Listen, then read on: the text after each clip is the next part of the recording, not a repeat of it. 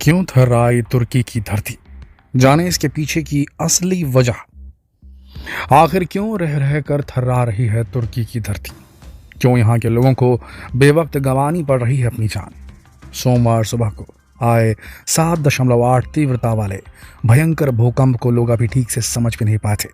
ये सुबह सुबह एक बार फिर वहां भूकंप का चौथा झटका महसूस किया गया। जी हाँ, 4 झटके 2 दिनों के अंदर।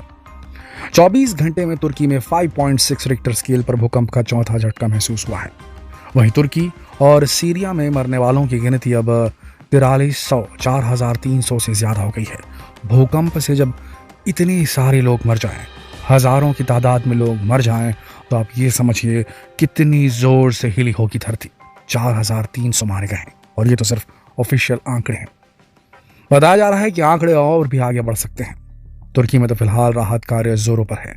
दुनिया भर के कई देश तुर्की की मदद के लिए आगे भी आ रहे हैं, लेकिन यहाँ आपके लिए जानना बेहद जरूरी है कि आखिर क्यों तुर्की में इतनी बड़ी तबाही आई है।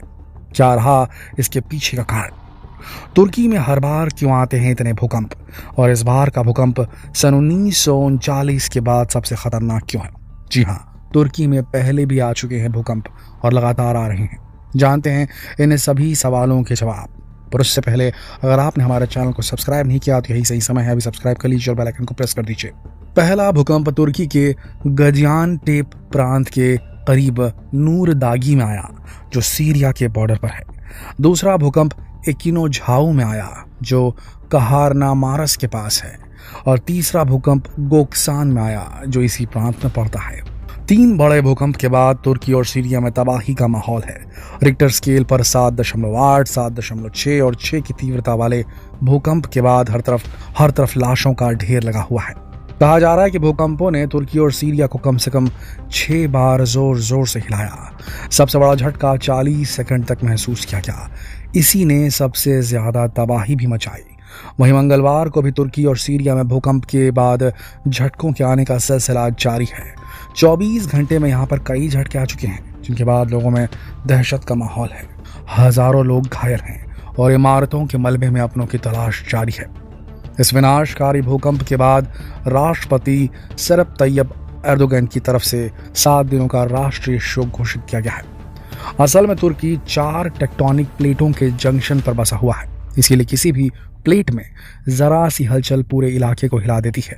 ये जिन टेक्टोनिक प्लेटों की हम बात कर रहे हैं, ये धरती के नीचे अलग अलग लेयर्स में बनी हुई हैं, और इन्हीं प्लेटों के टेक्टोनिक प्लेटों के आगे पीछे होने की वजह से, मूवमेंट की वजह से, टकराने की वजह से आपस में ये जो है हलचल होती है, भूकंप आते हैं। और इन्हीं टेक्टोनिक प्लेटों के जंक्शन पर, जहाँ 4 टेक्टोनिक प्लेटें आपस में टकराती हैं, वहाँ स्थित है तुर्की। तो धरती के नीचे जो हो रहा है उसका खामियाजा भुगतना पड़ रहा है तुर्की के देश को। इस बार भी हलचल इतनी तेज थी कि तुर्की के बाहर सीरिया, लेबनान और इवन इजराइल तक की धरती हिल गई। तुर्की का ज्यादातर हिस्सा एनाटोलियन प्लेट पर है। एनाटोलियन का मतलब है छोटा एशिया। इस बारे में डिटेल में बात करते हैं। जी हाँ, अब तुर्की में इतना बड़ा भूकंप क्यों आया, इसे समझने के लिए हमें पहले धरती के डिजाइन को समझना होगा। हमारी धरती 4 परतों से बनी है: inner core, outer core, mental और क्रस्ट। ये तो शायद आपने भी पढ़ा होगा स्कूल में। क्रस्ट सबसे ऊपरी लेयर को कहते हैं, इसके बाद होता है मेंटल। ये दोनों मिलकर बनाते हैं लिथोस्फीयर। लिथोस्फीयर की मोटाई 50 किलोमीटर होती है, जो अलग अलग परतों वाली प्लेटों से मिलकर बनी है, जिसे टेक्टोनिक प्लेट्स कहते हैं। अब धरती बड़ी बड़ी टेक्टोनिक प्लेट्स पर स्थित है। इसके नीचे तरल पदार्थ लावा है, जिसमें ये प्लेट्स लगातार तैरती रहती है और कई बार आपस में टकरा भी जाती है। टकराने से कई बार प्लेट्स के कोने मुड़ जाते हैं और ज्यादा प्रेशर पड़ने से ये प्लेट्स टूटने लगती है। ऐसे में नीचे से निकली एनर्जी बाहर की ओर निकलने का रास्ता खोजती है, और इस डिस्टर्बेंस के बाद ही भूकंप आता है। ये कह लीजिए यही डिस्टर्बेंस भूकंप है। अब जहां तक बात तुर्की की है, तो तुर्की दुनिया के सबसे भूकंप संभावित देशों में से एक है। तुर्की में बार बार भूकंप आने के पीछे का कारण दरअसल उसका लोकेशन ही है। तुर्की का लोकेशन इसे 4 अलग अलग टेक्टोनिक प्लेट्स के ठीक ऊपर खड़ा करता है। जैसा कि हमने आपको बताया कि तुर्की का ज्यादातर हिस्सा एनाटोलियन टेक्टोनिक प्लेट पर बसा है। ये प्लेट यूरेशियन, अफ्रीकन और अरेबियन प्लेट्स के बीच में फंसी हुई है। जब अफ्रीकन और अरेबियन प्लेट्स शिफ्ट होती हैं, तो तुर्की सैंडविच की तरह फंस जाता है। इससे धरती के अंदर से ऊर्जा निकलती है और यहाँ भूकंप आते हैं। बता दें कि सोमवार को यहाँ जो भूकंप आया वो नॉर्थ एंटोलियन फॉल्ट लाइन पर आया था। तुर्की में ज्यादा भूकंप क्यों आते हैं ये तो हमने समझ लिया, लेकिन इस बार का भूकंप इतना ज्यादा खतरनाक क्यों रहा? इन भूकंपों में इतनी मौतें क्यों हुई? हजार लोग कैसे मर गए?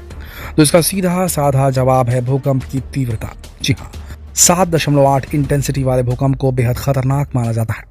इसकी वजह यह है कि इससे करीब 32 पेटाजूल एनर्जी निकलती है, यानी इससे न्यूयॉर्क जैसे बड़े शहर को 4 दिन से ज्यादा बिजली मिल सकती है। वहीं जानकारों का कहना यह भी है कि 7 तीव्रता वाले भूकंप से हिरोशिमा में हुए परमाणु हमले में निकलने वाली ऊर्जा से 32 गुना ज्यादा एनर्जी निकल सकती है। अब शायद आप भी ये बखूबी समझ सकते हैं कि तबाही क्यों और कितनी बड़ी हुई होगी। हालांकि इस तरह के भूकंप की वजह से होने वाले नुकसान 2 बातों पर डिपेंड करते हैं। पहली, जहां भूकंप के झटके महसूस हुए वहां की पॉपुलेशन डेंसिटी कितनी ज्यादा है, और दूसरा, भूकंप का सेंटर धरती के कितने नीचे रहा है। बता दें कि सोमवार को यहाँ आए भूकंप की गहराई जमीन के 4.3 मील यानी कि 7 किलोमीटर ही नीचे थी।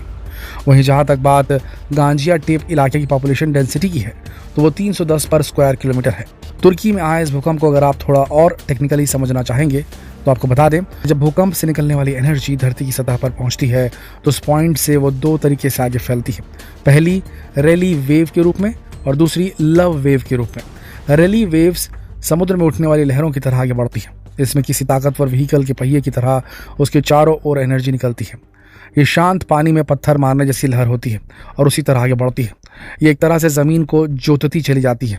इससे भयंकर तबाही मचती है। लव वेव सांप की तरह चलती है। इसमें कंपैरेटिवली कम तबाही मचती है। अब तुर्की में रैली वेव ने ही तबाही मचाई है, ये एक सच्चाई है। वह अगस्त साल 1999 में तुर्की के पश्चिमी शहर इज़मित में आए 3.4 तीव्रता के भूकंप में 17,000 से अधिक लोग मारे गए थे। वहीं नवंबर साल 1976 में 7.3 तीव्रता के भूकंप ने करीब 5,000 लोगों की जान ली थी। वैसे जब भूकंप की बात हो ही रही है तो आपको इसे मापने वाले रिक्टर पैमाने के बारे में भी बता ही देते हैं। दरअसल रिक्टर मैग्नीट्यूड स्केल 1 से 9 तक होती है। भूकंप की तीव्रता को उसके केंद्र यानी एपिसेंटर से नापा जाता है, यानी उस केंद्र से निकलने वाली ऊर्जा को इसी स्केल पर मापा जाता है। 1 यानी कम तीव्रता की ऊर्जा निकल रही है, 9 यानी सबसे ज्यादा बेहद भयावह और तबाही वाली लहर होती है। ये दूर जाते जाते कमजोर होती जाती है। अगर रिक्टर पैमाने पर तीव्रता 7 दिखती है तो उसके आसपास के 40 किलोमीटर के दायरे में तेज झटका महसूस होता है, और 7 के आसपास तीव्रता वाले भूकंप के झटके कितने डेंजर होते हैं इसका अंदाजा तो आपको तुर्की में आई तबाही को जानकारी हो गया होगा। खैर, मुश्किल की इस घड़ी में हम और आप कम से कम तुर्की की इस त्रासदी में जान गंवाने वाले लोगों के लिए प्रार्थना तो कर ही सकते हैं। तो दोस्तों, कल फिर मिलते हैं एक और लेटेस्ट खबर के साथ। तब तक के लिए आप सबका इस वीडियो के अंत तक बने रहने के लिए दिल से धन्यवाद।